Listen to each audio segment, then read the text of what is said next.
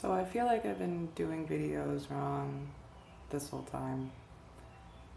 Shooting them like this with my phone, one, I hope I don't like blur out all the time like I did in my other ones. And two, I feel like this is a little bit more personal, especially for the story that I want to talk about today.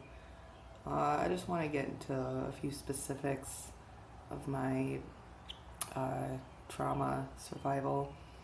Because everyone, you see you're a kidnap, rape, torture survivor, everyone wants to think of like, you were like snatched off the street and held for ransom or some shit and had all kind of devious shit done to you. Whatever. My experience was a lot more personal. I actually knew and dated this person for a while before things got really bad, and it was a very gradual descent into what I now understand to be Stockholm syndrome, but I had no awareness of what that was back then, so I just thought there was something really fucking wrong with me. But the key factor in this relationship that made it go south was this person's initial deception.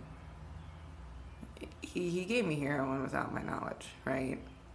He told me it was this like all natural workout enhancer. Now, the way I met this dude was at a gym, and he was a personal trainer, and the dude was like 6'3", 250 pounds easy, and had 40 motherfucking inch arms.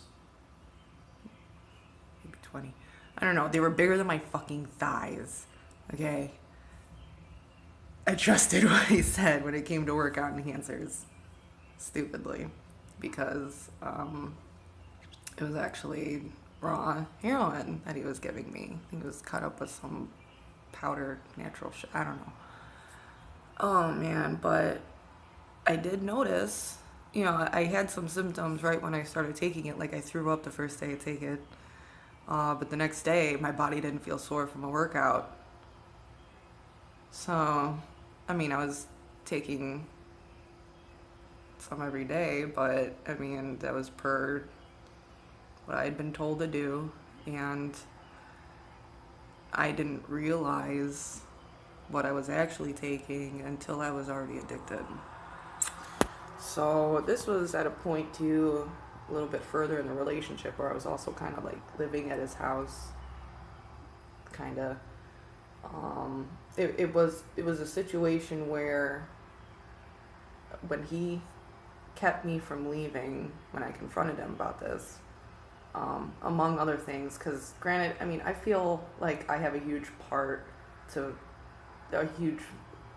responsibility in shouldering some of the blame here, because honestly, I was already willing to experiment with drugs. It was only party stuff, like I was, smoking some weed or doing some ecstasy when I would go out with friends, that kind of thing.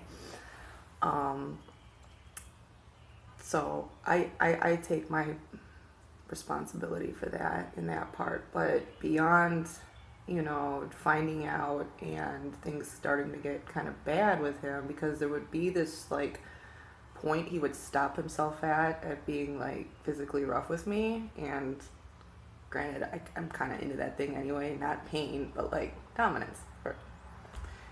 Who'd have thought, right? But it got to a point where once I had confronted him and was kind of like not allowed to leave, things started clicking and switching in my mind, and I felt like I had no way out, because if I did, I would have to admit that I was addicted to heroin. So once that became kind of like a constant, consistent stressor, my demeanor changed. I was very like submissive, subservient. Did what I was told, and there was some like point where things just turned really bad, and it would be usually combined with like a really bad come down he was having, because he did all kinds of manner of drugs all the time. And so like there would be things like That right there is a stab wound. I still have some cigarette burn scars here. There's a rope burn. I'm not sure if you can see this coloration anymore. The other foot wasn't as bad. But you know, it's just some really devious shit where I'd be fucking duct taped to a chair. He had this favorite chair that he would strap me to or tape or whatever and just beat the living shit out of me. There's this x-ray where you can, it's off my face, and you can actually see, you know, compare the two sides, and one is just all caved in from the times you would just fucking, you know. So, eventually, I mean, this is one of the reasons I feel like a lot of this was my fault too, because there were plenty of times I could have escaped from this person. Plenty of times I could have gotten away. Plenty of times I could have just spoken out and said, please fucking help me. I don't know if I'm gonna die tonight when I go home with this person, or it just in any way, like, it would kind of be hard to get a minute alone with anybody because he really never left me or let me leave his side. And if people ever came over, they were his friends, and I just, you know, I just shut down. And granted, like, when I first realized I was like pregnant with his child, the first thing I wanted to do was abort it. Like, that just made everything a little bit more intense. And there would be, you know, appointments made and canceled for a myriad of excuses. And soon it just became like, oh no, you're gonna have my kid and we're gonna be a family, and, you know, all this whatever shit. And it just broke me. I had no more will. Like, just the fact, because I found out I was pregnant sometime after I found out I was addicted to heroin. And just the addicted to heroin part, like, completely shattered all the expectations I had of myself and my, you know, standards of being a good person were shattered with that. And then on top of it, being addicted to that shit while you're pregnant, oh my god, like, it took away any will that I had to try anymore. Like, no, dude, you just lost the fucking game of life. Go fucking kill yourself. You know? And just the situation I was in and everything. But one day, one amazing day, I finally, like, woke up out of it. It was the day after this, like, 5-hour-long fucking rage beating where, you know, I was fucking passed out multiple times for being choked, and dude is pointing like a fucking knife at my belly while he's choking me after he spent like 10 minutes in the bathroom cutting up his own arms to fucking stick in my face and go, look what you do to me.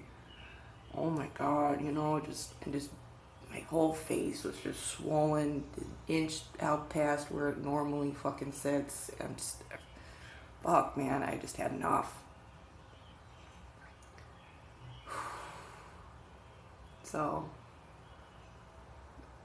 this ties in, I think, to why mindfulness worked for me, because it was such acute suffering. I mean, and that's not obviously what triggered it. I mean, I had to go through a few more years of intense drug addiction, shooting up all manner of whatever I can mix into some water, just because it was that same broken place. I didn't want to go back to that. I didn't want to admit that there might be hope for me to get better. I didn't want to. I just didn't want to face what I had done to a child, to myself. How stupid I was, you know. And that was enough to just break the ego, you know. And I kept reading Eckhart Tolle because I had read him when I was like 18. And I just kept plugging along at it and having these little moments of like insightful, you know, the truth is there. You're on your way to it. You're getting there. I keep shaking. So anyway, I guess the point of this video was to talk about some of the, you know, torture, rape experience I've had. I didn't really get into the rape part, but I'll do that for another video. But suffering, when you're faced with it, when you're confronted with it, when you have no fucking way out other than to just take it, sometimes that's the best thing that could happen. And anyway, I've talked for long enough. Stay present.